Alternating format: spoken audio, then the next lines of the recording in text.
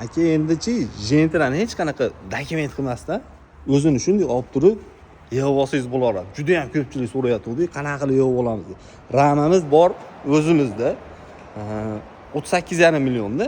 Motori ham arzoniga topib edim aka. $150 ga bemalol motorini qo'yib turib haydasangiz bo'laveradi. Ot kuchi bir xil. Mana aka, $150 ga univermal do'konlardan xarid qilsangiz ham bo'laveradi. Eng qizig'i joyi aka, ustanovkasini qildirib berasiz. Endi ustalar biladi, ustanovkasini qildirib, qolgan joylarini o'z sekin yig'ib olsangiz bo'laveradi.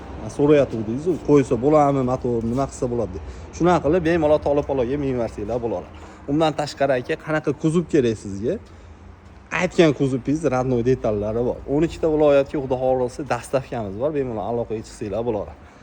Oq deysizmi, jentrani, qora deysizmi, lyukli deysizmi, lyuksizmi, 12sini trekkermi, damazmi, hamma mashinaga bor. Lekin aka, iltimos, Tiko, Matiz, Nexia'ga zapchasimiz yo'q.